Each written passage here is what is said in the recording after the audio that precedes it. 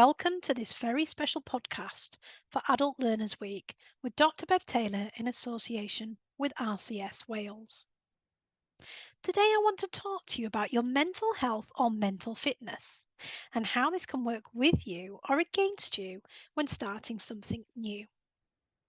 I'm going to talk through why we can think the way we think and how we can harness our brains to support ourselves with a few of my top tips to boost your mental fitness. So, if you're thinking of starting something new, perhaps you're considering taking a course or learning new skills at the moment. Maybe you've been out of the learning environment for a while, or you might be looking for a change of career.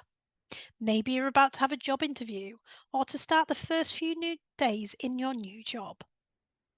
All of these things can be really scary things to do, and they can cause a lot of feelings of anxiety and worry as we worry about what people might think or how we might perform, or just the fact that we don't do these things very often.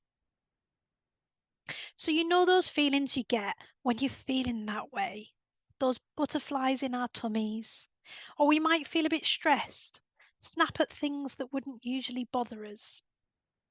Maybe you start to talk yourself out of it, thinking, well, I might not get on that course anyway, or I probably won't get that job. There's probably loads more people better qualified than me.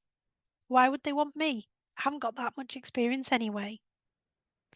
You might feel scared. You might have feelings of dread, that dead weight in the pit of your tummy. Or you might feel really anxious or worried or jittery. Or maybe you're feeling anticipation or perhaps even some excitement. You may find these feelings crop up even if you haven't done these things before. Even if you have done these things before. Can I let you in on a little secret? As you might have guessed, I love talking on things like podcasts like this. I love delivering training. It's what I do as my day to day job.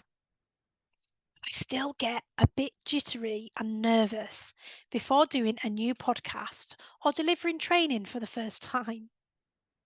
Often with me, I get a bit flappy. And by that I mean those around me often say, I can see the feathers flying around because I'm just a bit flappy and a bit all over the place. And that's my nerves and jittery kind of feelings. Once I'm talking though, and I'm in the flow of the session, everything settles down and all is fine.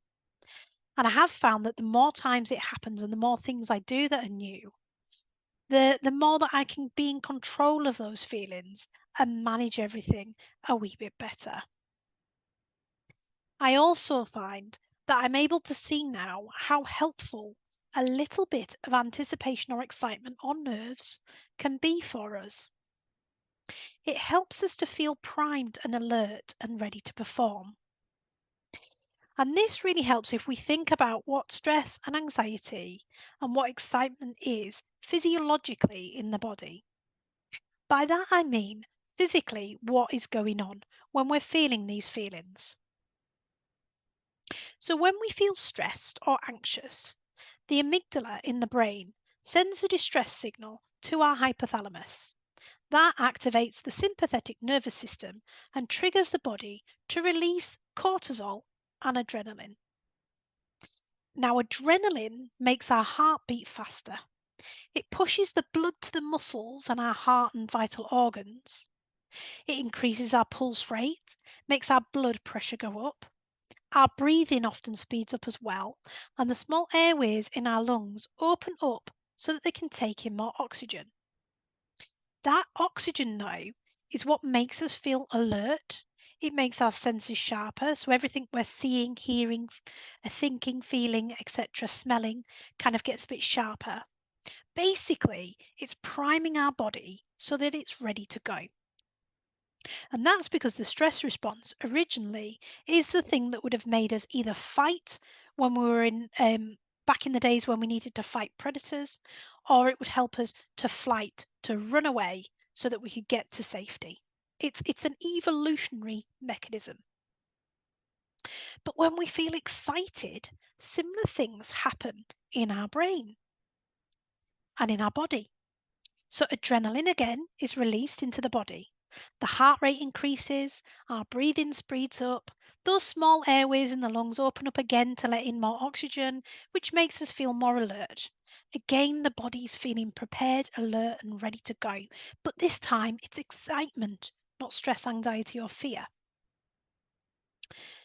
So, before a training session, when I paid attention to my thoughts, and now this is a skill, and I'm going to help you a little bit with this in a moment.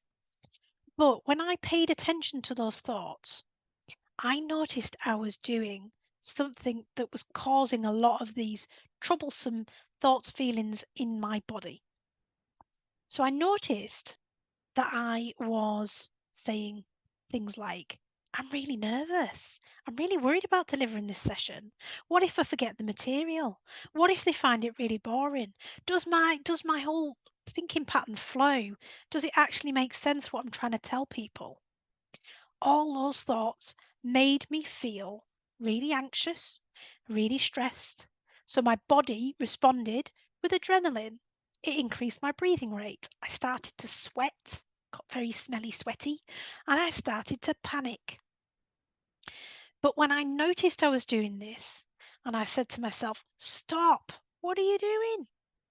Take a breath. So I took some deep breaths. And then I gently asked myself, Why would they think that?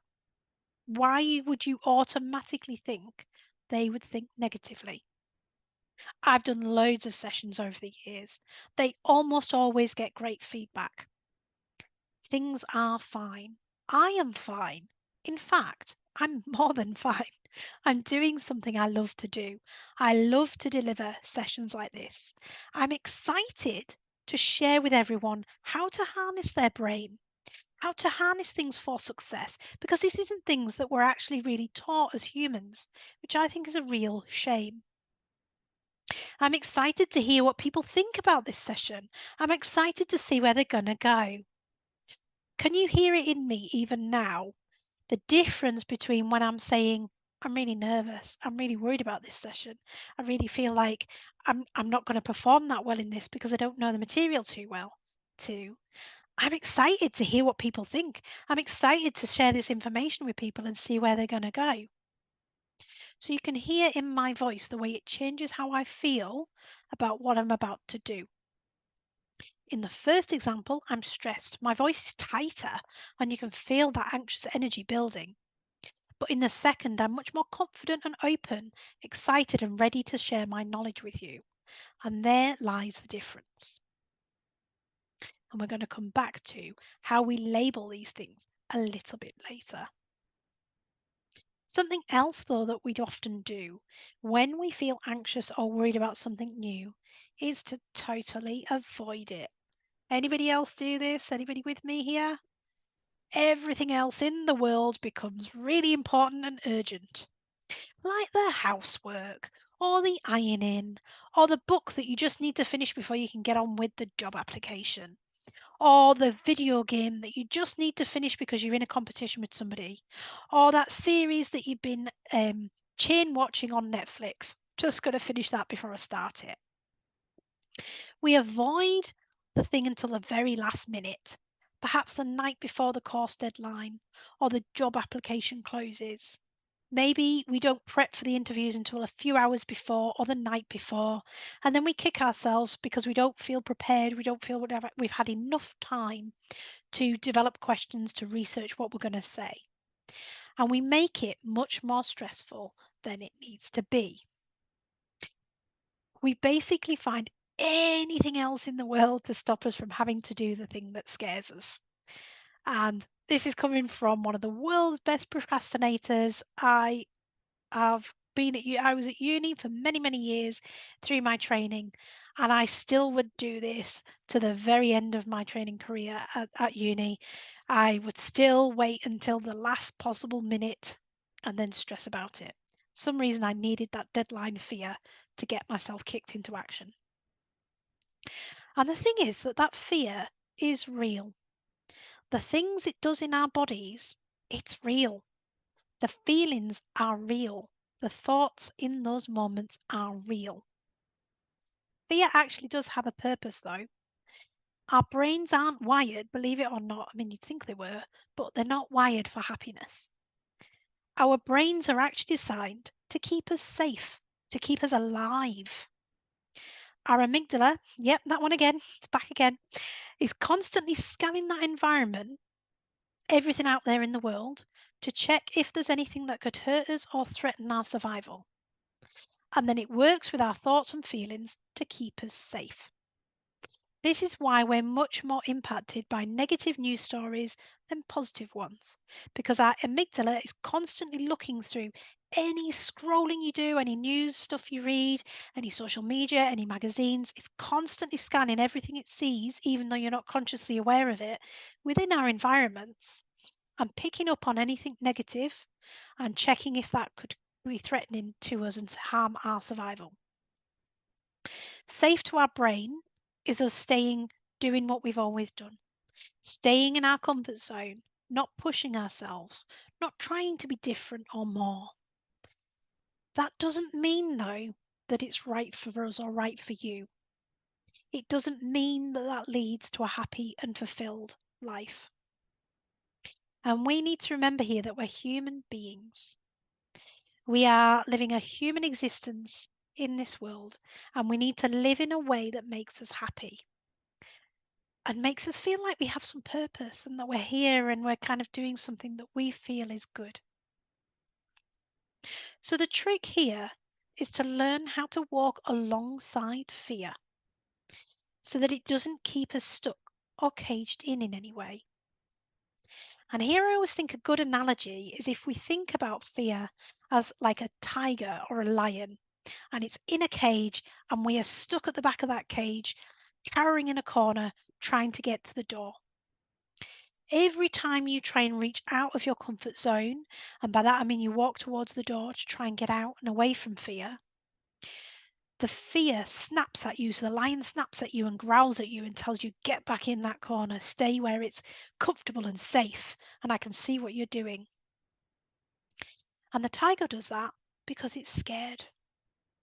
And it knows that if you go out there, there's more of a risk that something's going to happen. So it keeps you in where it thinks you're safe, in that cage, in that comfort zone. But the trick here is to learn how to sneak round the side, how to get you and fear out of the cage, and to learn how to walk alongside fear. Because again, we're humans, we're always going to feel afraid. There is always something that can crop up in life that can be unexpected. Or if we start something new, we're not always going to mean that we're going to make an absolute success of it first time. But it also doesn't mean that we need to always think we're going to fail. Because actually, what is failure? It's learning, isn't it? Everybody that's done something in this world has failed millions of times before they've worked out the right way to do it. When we think back to the greats, the people who worked out how electricity worked, or how to develop electric cars, or how to do any of these big inventions, they failed hundreds of thousands of times before they hit the right formula. And we can do the same thing.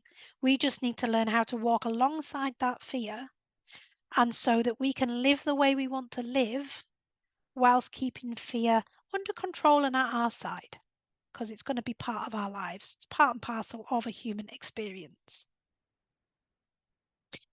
But how does this work for you? You're perhaps thinking of making a career change. You're perhaps going back into a learning environment when maybe you haven't been there for a long time. Or maybe you're taking your first few steps into a new career or a new job. How is all this going to help you? So firstly, I want you to challenge your thinking. If you do notice that those thoughts start to go down the negative path, so perhaps you're thinking, I'm too old to change a career. I'm X years old. That's way too old to think about a career change. Never is it too old to make a change that's going to make you feel happier. We've all read the stories about the 90-year-old who's got a degree and is now doing something else, or the 50-year-old who's decided to become a personal trainer, or the 60-year-old who's become a parent for the first time, or a grandparent for the first time, or somebody who's completely changed career at some point rather than in their 20s and 30s. At any point in our lives, it is possible to make these changes if that's how we want to do it. Yes, if you've got responsibilities, if you've got a family and you need to do extra work on the side, it might be more tricky, but it doesn't mean it's not doable. You are perfectly able to make any change you want to do at any point in your lifespan. You might also be thinking, what if I'm not clever enough to do this course? What if I can't handle the hours of the new job? What if it takes me away from other things that I'm doing? What if I'm not successful? Again, here, I want you to remember this is the brain trying to keep you safe. I want you to take away any feelings of blame or inadequacy or anything like that, because that's not helpful to you. And it's also, if we remember that failure, there's no thing as failure, it's learning, then actually, whatever happens, say you go to that job interview, it doesn't work out. What's the harm? You've lost maybe an hour or so of your life in a job interview. So what? It's not that big a deal. It's better to have tried and for it not to have worked out than to constantly think, what if, at the end of the day. And then I also want to think about how can we boost our mental well-being, our mental fitness. I call this mental fitness, in order to tackle something new. Because it might be that you've been going through a tricky period in your life, perhaps. Maybe you've been feeling a bit down. Maybe your career's stalled. You're feeling a bit down. You want to change career, but it's all proving a little bit tricky and a bit out of your comfort zone. You're feeling a bit unsure about yourself. It's led you to feel a bit down, a bit low mood, a bit anxious, a bit frustrated. Maybe you're snapping at your family and friends. You're not getting on with people quite as well as you were. And it's all just feeling a bit ugh, when you actually want to just feel a bit calmer and a bit more in control of everything. How do we look after ourselves and boost that mental health and mental fitness when we're feeling like that? So, first of all, I want you to go back to basics. Are you looking after yourself? And by that, I mean, are you eating well? Or are you eating the junky foods and the sugary treats, which increase your blood sugar and then crash you back down and they impact on your mood? So, you want to be getting lots of nice fruits and veggies in there and looking after the way you're eating. Are you moving every day? Are we doing some exercise? Whether that's formal exercising, going to the gym, or whether that's moving around your house, doing the housework, dancing in your kitchen, doing some gardening, or getting out and about, just walking around in your day to day life. You need to be moving and eating well. Then we also need to be getting our mindset right. So, by that, I mean looking out for those negative thoughts and stopping them in their tracks. We've all got that kind of negative, I call it negative Nelly or negative Nancy, NN. And often when you're going to do so, when anybody, even me, when we're going to do something new, negative Nelly starts up at me, um, with lots of chatter about, well, why do you think you can do this? Look at all them people on social media, they're doing it better than you. Why should you put yourself out of your comfort zone to try and do that when they've got millions of followers? You're never going to manage to get that many. Why do you think you'd make a better counselor, therapist, coach, um, any sort of career? Add your career in there. You know, my negative Nelly goes off on one. Why do you think you're better than anybody else? Why do you think you could make a success of it? No, you couldn't. You're just you. You know, there's nothing special about you.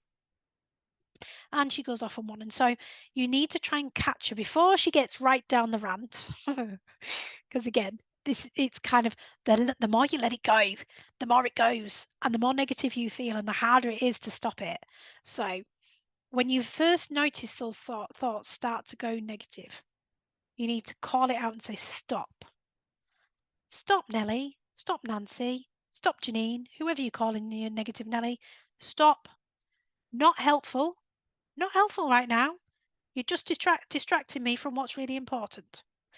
And then fill it in with something positive. So if I was saying to myself, um, why should I change career now? I'm way too old to change career now. You might as well just stick with what you've got. You know what you're doing here, and it brings in okay money. You're doing all right. Stop looking for the grass. The grass isn't always greener. Negative Nelly, that's what she's going on about. And I would go, stop, stop, Nancy, stop, Nelly. Not helpful.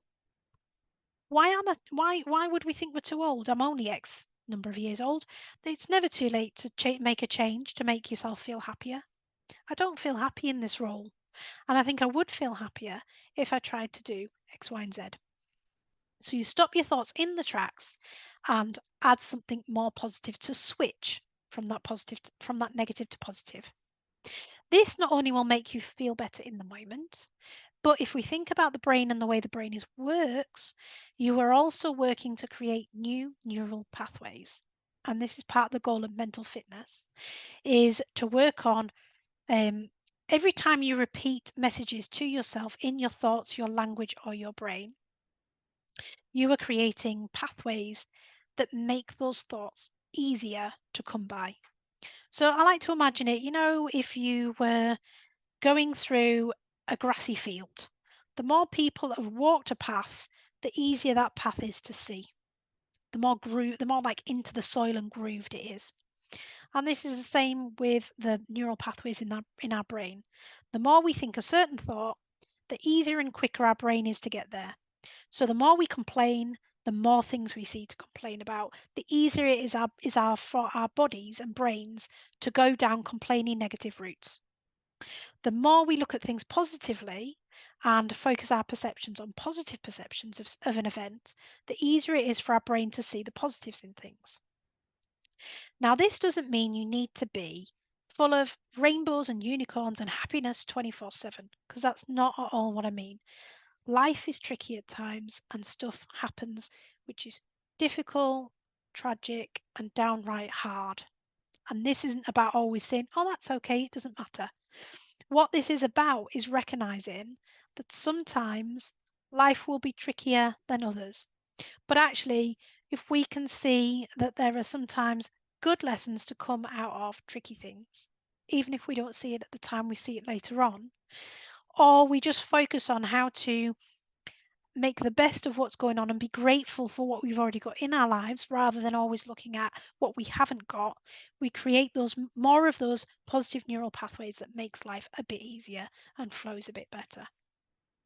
So get your basics right. Eating well, moving daily, and getting that mindset right so you're not always looking for the negative. And then what I want you to do is I want you to start looking to set yourself up for success. So listen up, my top tips for boosting yourself when you need it. So when you're about to make a change or just when you need it in life, here are my top tips. So when you're faced with something new, remember the times when you've been successful before. I have a little win jar. Well, it's a box really that I've decorated all nicely with glitter and stuff. You don't have to decorate it, but write yourself down a list of lots of things that you've done in your life where you've been successful. Doesn't have to be all big things, like getting a massive promotion at work. It can be little things like, what about the day you really didn't feel like getting out of bed, but you did it anyway? What about the day you head to the gym even though you just wanted to sit down and cry? What about the day you made a healthy choice instead of an unhealthy choice in a cafe or a restaurant?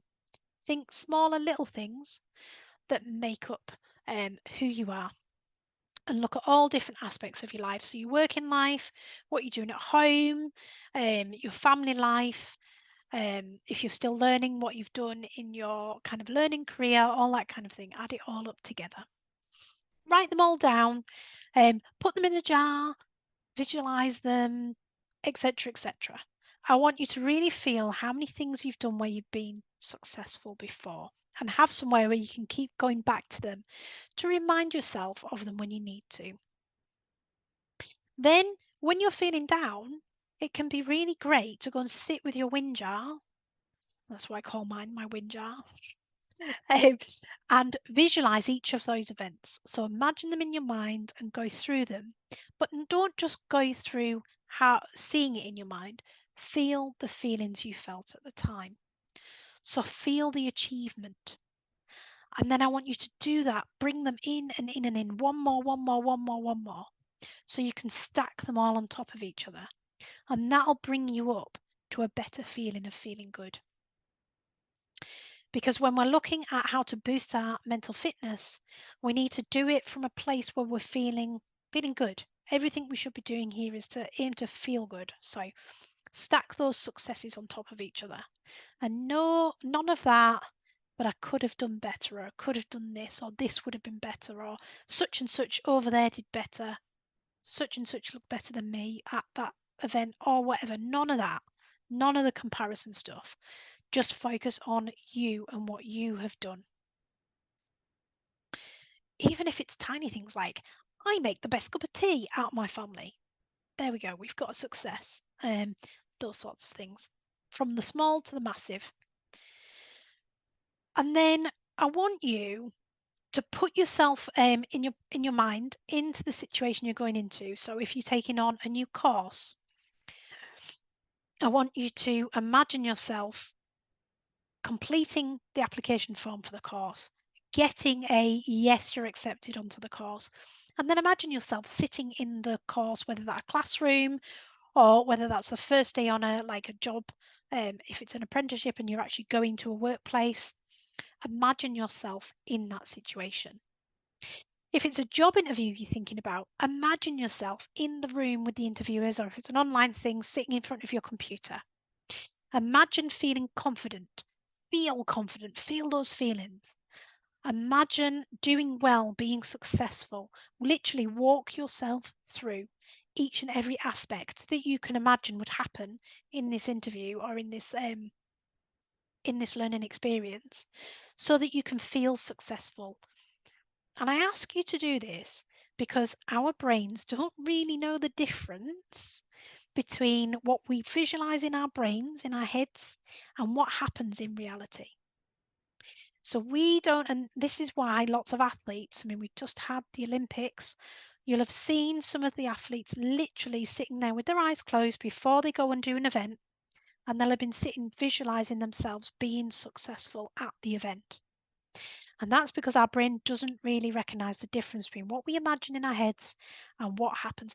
Your body will still react and everything still fires, whether that's in reality or just happening in your head.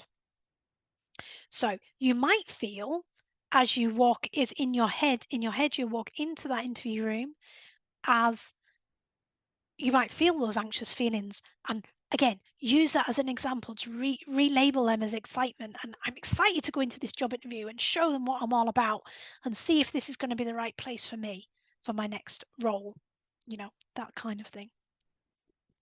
So imagine yourself being successful now. Imagine yourself taking some calming deep breaths, feeling in control. Imagine the first day on the course. Watch yourself be successful. If it's easier, put yourself as a little avatar or imagine somebody else, if that's a bit easier to begin with, and then switch it to you if it's too far removed to think of yourself being successful. But do walk yourself through that scenario. And I also want you to keep asking yourself when any negativity comes up, why not you? And instead of asking yourself, what if it all goes wrong? What if I'm not successful? When you stop your thoughts, ask yourself, what if it all goes right? What if I am successful? What do you do then if it goes right? What if I end up in my dream career? What if this course is the stepping stone to the rest of my life? What if it all goes right? How happy will I feel? How amazing will I feel that I've made all these things happen? So imagine yourself being successful and then keep questioning yourself, what if it goes right? How will that feel? And again, run through that scenario. And then the other thing I want you to do and I love, love, love, love this task, is think about what your best friend would say to you if you told them what was going through your brain. And I like to do this. I'm a very physical person, so I like to do this almost physically and mentally. So if I wanted to, if I was going into a new job, going into that job interview, and I was feeling really anxious about it, I'd imagine sitting there with my best friend, and I would imagine her mannerisms and everything like that. And then I almost like have the conversation where I'm like, I move to the side for her bits, and I look at myself through her eyes.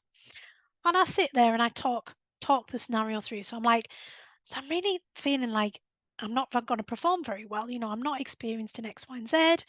I bet there's way more candidates than me who are better qualified to do this role. Step to the side, see you through my eyes and go, why would you think that? But you're really qualified. You've done lots of these sorts of things before. And, you know, you imagine your best friend like talking through some of your successes that you might have forgotten about. Um, and so what if you don't get the job? You'll have had the experience of the interview and you never know where else it might lead. So, you know, it might be that you're not right for this job, but something comes up in a few weeks or a month with the same people and they contact you about that instead. So why not just go and see how it goes and, you know, go into it just being you, being confident, and you'll be fine. And, you know, you imagine this back and forth between you and your best friend. Because often we judge ourselves way more harshly than our friends and family and those around us would do. And it's often because we hold ourselves to such a high bar. So we're way more critical. Or, when like you you think back to how you performed in a job interview, for example, and all you can see is the one question that you didn't answer as well as you could have done because you got flustered about something. You don't recognize the 10 questions you were asked and the way you got it right, or the way the rapport was building, or how good it felt, or anything like that. You just remember the one thing you didn't do well. Whereas if you take a perspective a bit more step back that like a friend or somebody who's a bit more removed might see, they will literally see all the things you did well. They might go, okay, yeah, so that one you could have done better and you could have mentioned X, Y, and Z, but you know, who cares? You did great on 90 odd percent of the time. And that's you're human. So you did what any human would do in that situation. You did a good job. So I think taking your best friend's perspective also helps you sometimes to just get a bit of perspective, get a bit of a step back from being too involved in the emotions, and will help you to manage that much better. So, top tips are to look after yourself. So eating well, sleeping well. We didn't mention sleep before, but sleeping well, um, exercising daily, getting that mindset right. But then also running through when you've been successful before, and then running through the scenario of you being successful now, so that you can really prepare and manage things, so that you're ready and raring to go into this new thing. So I wish you the very best of luck. I hope that has been a helpful starting point for looking at your mental fitness. There are many, many more things that we can do that are for another time on boosting mental fitness. But for now, I want you to think about what can you do on the back of this today, not tomorrow, next week, etc. But what can you do today that takes one of the things I've talked about to support your mental fitness? Maybe that is literally thinking of right now 3 things that you've done in your life that you feel you were successful with, or that you're happy with, or you're proud of yourself for. 3 things. Go. Or I want you to think about 3 things in your life that you're grateful for and feel those feelings of gratitude. Feel what it would be like to not have those and then move quickly to feelings of gratitude for having them, so that you're giving yourself a little mental boost right here, right now, on the back of this podcast. Very best of luck, and I hope to speak to you again soon, either through me or via RCS Wales.